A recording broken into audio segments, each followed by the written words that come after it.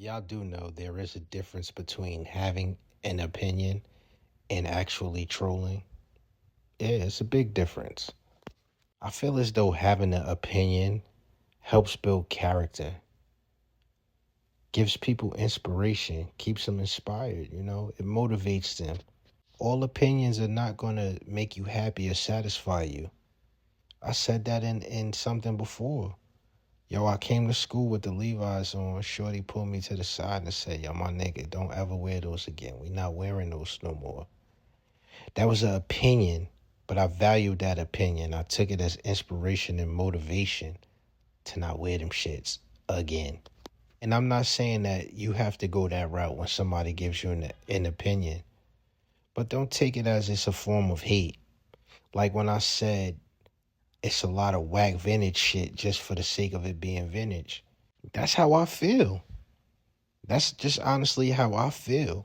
And let me tell you why I feel that way. I feel that way because a lot of people are trying to be a part of something that's grown to be very, very popular. And that's not a bad thing.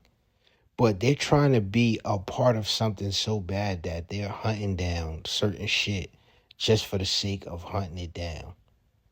And when I spoke on that Alonzo Mourning sneaker, that was just the first sneaker that came to my mind. There's a lot of other sneakers. I never, ever saw one person wear this sneaker outside. Ever. My whole life of living. I only started seeing this sneaker when people that collect and started wearing vintage shit started pulling them out. I never seen it before that. And once again, that's just my opinion. Them shits is dookie. And it's a lot of other sneakers. And I can only speak from the area that I come from, which is New York and New Jersey, pretty much the tri-state area. Yeah, I know some Baltimore history and I know some DC history too. And just like anywhere else in the world that helped pioneer a lot of the things that the world took and ran with, it's certain shit that we knew that was just like when we see now, we'd be like, oh nah, people wasn't rocking with that. That wasn't a go. So yeah, man, don't always get upset over opinions. And there is a difference between opinions and trolling. And it's never a troll, just an opinion. Yeah, that's how I feel about the vintage shit right now. It's a lot of whack shit being shown just for the sake of it being old. But anyway, as much as the internet is a curse, it's a gift itself. How would all this be possible without the internet? You know what we used to have to go through? Hunting shit down. If you wasn't outside, you might be able to find somebody that put an ad in the one ads if they were selling something. And I'm gonna keep it 100. I really wasn't looking for like sneakers and shit like that back then. I would look if somebody was selling like BMX bikes, shit like that when I was a kid. When I looked in them newspapers, because that was the number one, the easiest way to see what was going on with certain things. Like the local sneaker stores will always put ads out in the paper. I know in my area, the Sunday paper was always the biggest paper, so everybody would have ads in it. And that's how you would see like a certain store be like, yo, come check us, the new Jordans is coming out, or Ewing is going to be here signing autograph with the release of the Ewings, or certain sports players, because 9 times out of 10 the sneaker stores had all types of sports apparel and sports equipment too, mom and pop stores. So that was an easy way for us to find out a lot of shit. Magazines really, really, really help put shit on the map worldwide. And the reason why I'm saying that, everybody didn't have cable, so everybody couldn't watch videos and shit like that. Us in the tri-state area, we were lucky because we had Video Music Box and you didn't have to have cable to watch that. So the next thing would be magazines. And you had the Yo magazines, rap pages. It was all types of shit like that that had to fold out posters. You would be able to see people actually wearing the clothes like the artists and shit like that. like fucking Bobby Brown he had a lot of sneakers. So you'll see him in some shit. Albie Shaw in the Right On magazine with the Vanson on, or whoever, LL Cool J, you see those people styling the clothes in the magazine certain way. Pete Rock and CL Smooth, another group that had a lot of shit. So the magazines helped push it on the map. And then once the source came into play, you were able to see unsigned hype and other people, as well as urban brands buying slots in the magazines to be able to put the shit out and let the world see the brands. It was a lot of goofy brands in the source magazine though. A lot of shit that you'll never ever see in life. Uh, but it was just urban brands trying to get their shit out there, and it wasn't always just urban brands, just brands in general. A lot of them never made it. They might have had a short run, some no run, and then you had the others like Carl Kanai, Fubu, Walker Wear, all them brands that took off. You know what I mean throughout that era. But the magazines definitely helped pave the way, and then your own TV raps, Rap City, shit like that, all those video shows for the people that had cable were able to see that shit, man. And I feel as though that helped set the stage for a lot of the shit that we're able to see today, because a lot of us was home recording them shows and shit like that. Now all that shit's on YouTube, and they doing documentaries about all that stuff. And for me, I seen majority of that shit firsthand. Some things you forget about, but Video Music Box, yo, I used to literally go home from school and not go outside until Video Music Box was over, because I wanted to see the new videos. I wanted to see what clubs they was at, the Arc and all that shit. Who was giving shout outs? The little skits they had in between with Crazy Sam and all that. Like I wanted to watch all of that and then go outside. So some of that, a lot of that history is missing from YouTube. I know Ralph McDaniels has a lot of hidden gems. He showed it on the documentary he did with Nas. If you've never seen that, definitely check out that Video Music Box documentary. I think it's still on Amazon Prime. But to me, right now, with this shit being watered down the way it's watered down, a lot of the undocumented undocumented history needs to be, spoke about. It's a gift and a curse in itself too. It has its pros and cons, because you have a lot of people that will say they were there, and yeah, you might have seen it, you might have been in the classroom, but were you an active participant? Was you outside really in the mix of that shit? Or was you outside once, or are you stealing somebody else's story and saying it? So it has its ups and downs with it. But the good thing about that, it's enough of us that really was out there that could really chime in and say, you know what, he's not fronting or she's not styling. They were there. They really know what was going on. They talking about shit that other people don't talk about. So that's pretty much my twist on it. I don't feel as though my page and my platforms are for everybody like that. You know what I mean? It's good. I appreciate everybody that is tuned in and would like to learn or just want to go down memory lane, but I feel as though it's not for everybody, because a lot of people that didn't come from this shit the same way me and many others did, they don't fully understand why we feel the way we feel about certain things, or the way we speak about certain things. But the world needs to know that. You know what I mean? And of course, we get our carbon copies and the copy and paste people that try to, you know, I had to realize a lot of people will read your caption, and then because they're savvy. They are savvy individuals. They'll read your caption, they'll try to re-rock your shit, rebag it, and sell it to the world in a reel, whereas you had posted it. They're gonna feed it back to people. The same shit you said, but they're gonna speak it, because nowadays people's attention span is so short. They don't really read. They'll look at the picture, half the time they ask shit that's already in the comment. I mean in the caption. So, that's things you gotta be aware of with that shit. But the real always prevails. The sun always shines. So it's only but so long people could pretend and fake it and try to, emulate some of the things you do.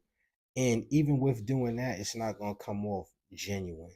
It's not just gonna coast and flow, gradually the right way. It's not gonna be smooth. It's not gonna feel the same way. You're gonna be like, yo, this doesn't even sound right coming from that type of person.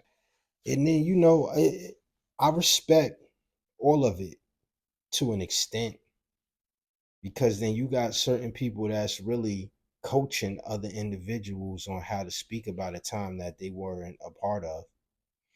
Don't get me wrong. Some of them do a very good job. Their narration is on key. You know what I mean? They went to school and majored in certain things, so they know how to dress the shit up properly. You know what I mean? And that's a good thing too. When you look at it and you're trying to take it as a business.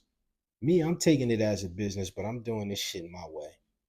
The world needs to have it unfiltered. We've been being filtered so long by, letting other entities and people in on our ideas, and trying to bring it to the corporate world, and then they water it down because they feel as though certain things shouldn't be said certain ways, but it happened in them certain ways. So, that's what's going on. But the world definitely needs to know the undocumented side, the side that you can't Google or you can't Wikipedia. Like dice games, for instance. Do you know how big the dice game was? For me in my area, we played CeeLo. We didn't play craps up here. So we played three dice, four, five, six. You know what I mean? Head crack, CeeLo. That's what we played up here. The dice games, before it really switched all the way into having spots and, gambling spots. The dice games was on a corner, staircase, or in the park. The dice game was a stage. The dice game was where you would see all fly shit and you would be able to absorb it. You know how many times I would come outside as a kid on my bike and just watch the older guys shoot dice all day? One, I was infatuated with seeing them bet all of that money with no problem. Two, they always had the latest shit on.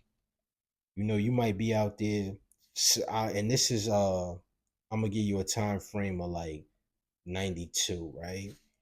You'll see everybody out there, Sergio Tashini, Polo, Hilfiger, guest shit in abundance, new shit, the latest sneakers on. And being 11, 12 years old and not having a job or just relying on your parents, yeah, you will window shop and shit like that, but the older kids was going to New York. They was already in.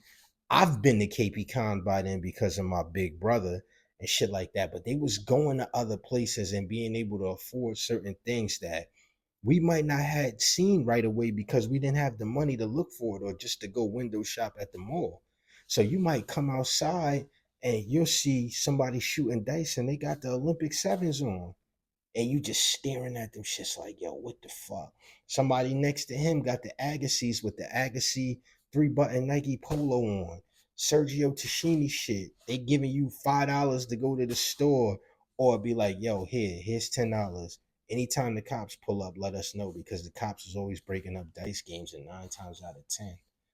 You know what I mean? There was a bunch of shit around nearby that could have got them in some shit. So that was the dice game was always a stage. You would see different things.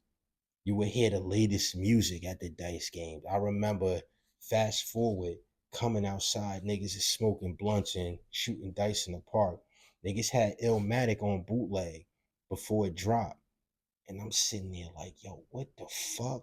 They losing their mind because they sitting listening to the lyrics, rewinding the tape and shit like that shit that's not documented. That's undocumented hood story history. Fuck hood story. It's history. You know what I mean?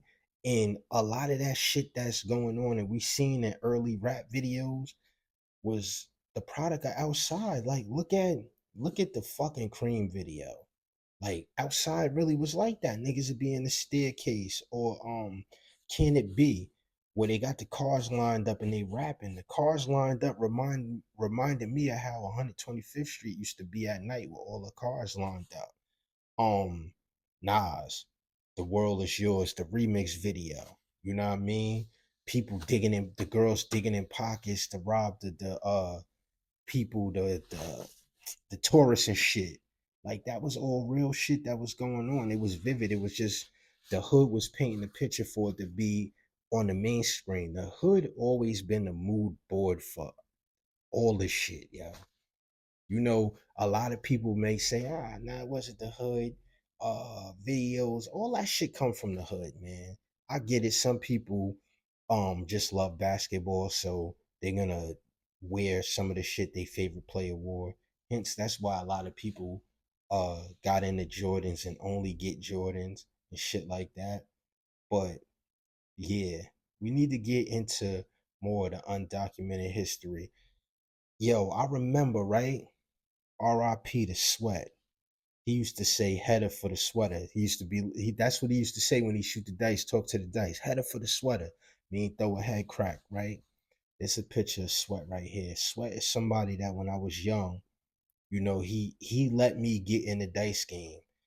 It was New York having a game in our town. The shit was crazy. I never seen a park like this ever.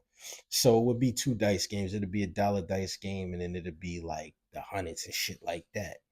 So he was like, "Yo, shoot the dice." He let me shoot the dice. I threw two head cracks from the rip. So now he like, yeah. He was like, talk to them shits, talk to the dice. I knew what to do, but I was still a little uncomfortable because it's like, all right, I'm nervous. It's a big crowd, it's money on the line. But to make a long story short, I did good that day. I probably won him about 900. He gave me 200. I was happy as hell. You know what I mean? RIP to my man Sweater and shit. But like I said, the dice game was the stage. After that, I went fuck that 200 up the very next day in the mall. And some of the guys I was shooting dice with spotted me in the mall. They was from other towns and they like, yeah, yeah, shorty, what's up? Let's go outside. Let's shoot that money back. But it was all in a joking manner. And they respected me. I would see them down the line later on and shit, and they always shouted me out for the next shit, probably 2, 3 years. Like, yo, this little nigga was throwing wild head cracks on us, mad young. So things like that travels, man. That's part of going viral outside. Matter of fact, because it's guys from other towns. They had cars. They was fly niggas. You know what I mean? And I'm shooting dice against them because of Sweat. That shit I used to do when I grew up. I started letting the young niggas shoot the dice for me. Some people be like, nah, they be mad. They be like, nah, don't let no kid or no girl shoot the dice. They automatically gonna win. But yeah, man, undocumented history needs to be added to this thing of ours because, you know, it's cool for the narrative to be painted the way it's painted, so everybody can understand. But the original elements are missing, and we need to keep those things documented and don't water them down or sell them to somebody else for them to water it down. I know a lot of y'all tuned in last Thursday to the sneakers app, to the stream. Um I want to briefly get into some of that shit. Y'all, a lot of people was upset with the soul of that flight posit. Little shit like that is the reason why it be an issue. And I think they got comfortable with doing shit like that because sometimes we be so happy just to see the silhouette and it's something that we like coming back. We don't fully critique it. But then you got other people that really, really be critiquing the shit out of shit and people are upset with the soul. I seen people saying like, yo, fix the soul or they gonna hit the outlet. Truthfully speaking, them shits is gonna hit the outlet regardless. It's a lot of myths about the outlet. Like people think that just because a shoe doesn't sell fast that it goes to the outlet. That's not always what it is. When you buy sneakers on the sneaker app, you can return it to the outlet. So the outlet has it and they sell it. It might not be in the outlet in abundance, but it be like that.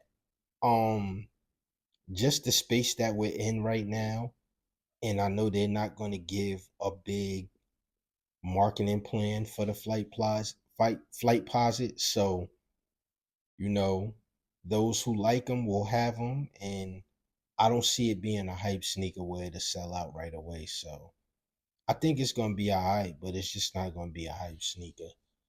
Um, the green one is the one that they showed on the stream. The black ones are also coming back out. Um, I don't know. That's not a gotta have it for me. Next sneaker that I seen that had me feeling the way was that black suede low top Air Force One, right? I'm not mad that they made it low top. The original came out 95. It was high top. It had the streets in a frenzy. I definitely had them black suede high top. Suede was incredible on them.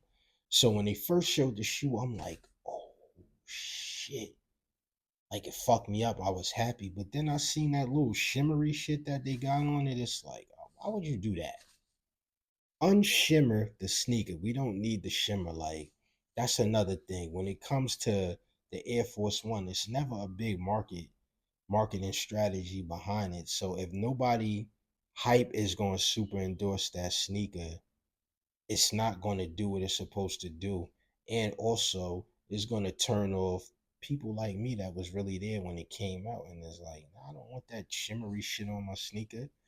So I don't know. I need to see it in person. If the shimmer is something that's able to not be shimmery, then I will fuck with them. What I was impressed with was those purple Gore-Tex Thundermax. But why only make that a female sneaker? That's a sneaker that needs to be unisex. Yeah, I know you could go up a size or two and find your size, but I think it would have just been easier to make it unisex. For the simple fact, when it comes to that Gore-Tex shit, it's a whole different world and community for it. Whether it's North Face, Arc'teryx, ACG, whatever. When it comes to that Gore-Tex shit, male and female definitely go crazy for it. Do you understand how that purple pair would have sold? How many people would be pairing it up with fire Gore-Tex shit that they got? And yeah, I know you could, like I said, you could go up a size, or like somebody like me that wears a 12, that's hard to find a size that's going to fit for me. So, yeah, I think that should be unisex. The purple, all of them shits, all them Gore-Tex Thundermax, it shouldn't just be a woman's shoe. What I was also happy to see was those Air Max TL 2.5. Yo, when them shits came out in '06, RIP to Marco.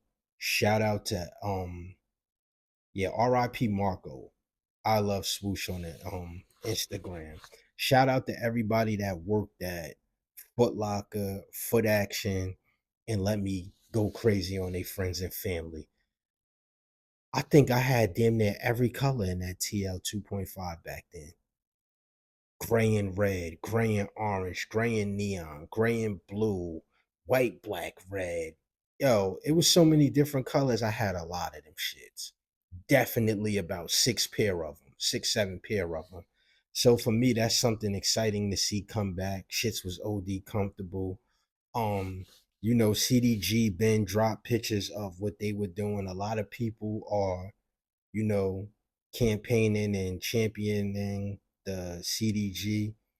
I feel as though the colors are weak though. Like, who just wants that sneaker in all black or all white and then cut in half white and black?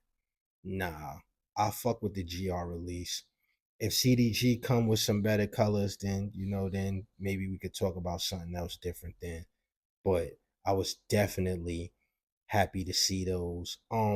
They got the foam posit coming out, the royal blue pair. A lot of people is upset because they saying the color looks off, but you know how I feel about the foam posit. I feel as though that sneaker, for me, it would have to be a rare color to come out for me to even think about getting a pair. Like the OG Volt joints with the Volt check, the pros, maybe I would do that. I would definitely grab the silver pros that had the black check. I had those back in the day. It would have to be something like that because I can't get over the fact of what happened with so many of them weak colors. Like it really was such a turn off. I can't even look at that sneaker the same. Oh yeah. And that you wasn't there statement, that goes for those that was of age, that wasn't really there. Just because you went to school does not mean you were there. Just because you lived in that area does not mean you were there. Some of them looked from afar. You wasn't even a spectator. Like a lot of people that speak on shit wasn't really motivated and outside or inspired to try to get in the mix of certain things that was going on. But being that they know a little bit from being of age, they run with it as if they were there. Yo, that's what I'm saying. It's a lot of levels to this shit. You know, it's the first, then it's those that follow suit as the trends took off. And then it was those that caught on towards the end when it started hitting the outlets or it started dying down and the shit started to be on sale. Yeah, yeah, that's a fact. You know, I always tried to be within that first running because how are you gonna go viral without making a statement? So for me, it was like certain shit we was getting firsthand at Neiman Marcus or Benini's or Papillon, shit like that. Bloomingdale's, whatever have you. We getting it firsthand to be out there first with it. Once it catch on like wildfire, that's when a lot of people be like, I'm done with this shit. Too many people doing it now. Let me create something new. Let me see what else is new. That's another thing that needs to be spoken on that's undocumented. How trends were set within the hoods from the way that you laced your sneakers to how we would tuck a part of our jeans in our sock to show a piece of our sneaker. Like you ever sit back and think, damn, where was the first place that started lacing these sneakers, skipping holes and shit like that?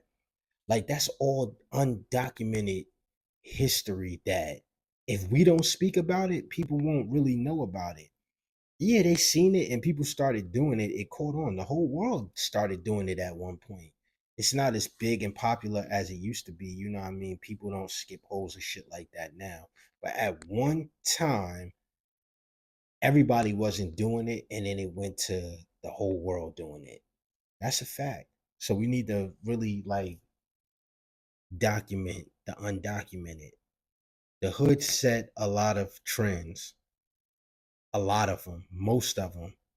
And that's the thing. We need to know the origins of certain things or just build on how it happened here first or where you seen it firsthand or what made you do it firsthand. Like some of us was with the first wave of trends when shit transpired and started popping off.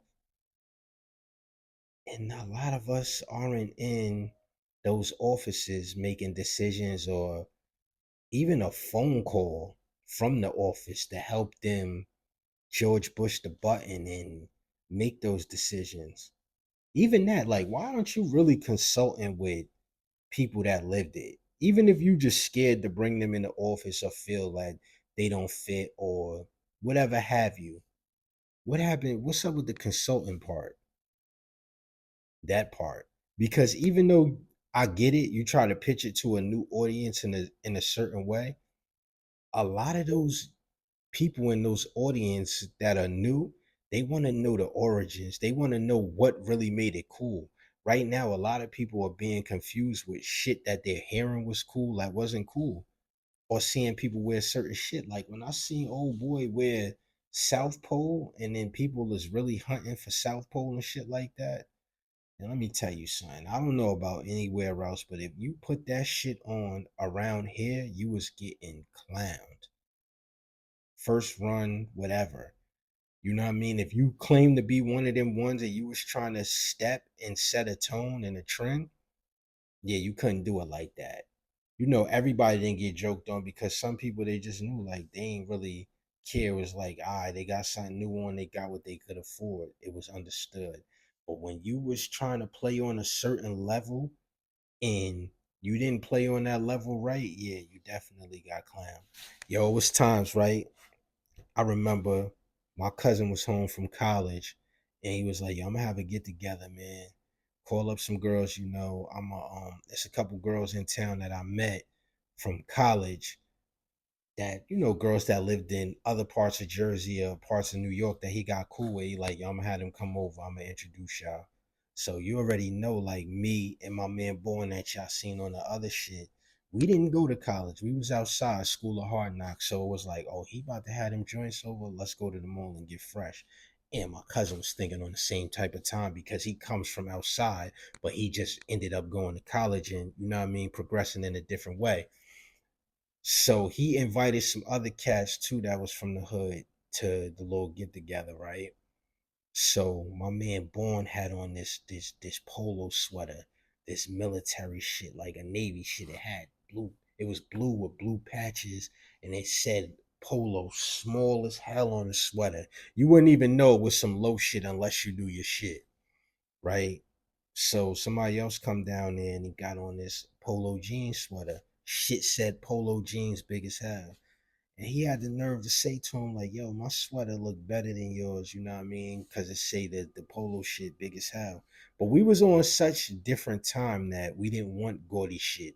We didn't want everybody to know what we was wearing. Like the label, it was better for us. We felt it was cooler and better for us for our labels to be more discreet. And that's how a lot of clothes got longevity and some didn't. Like of course, when you look at the picture of Prodigy, the Fendi monogram sweater, shit like that got longevity because it was just fly and Fendi was known for having a monogram, the F all over. But other shit, fades in and out fast. And one thing I could say, history definitely repeats itself. But does it always repeat itself the right way?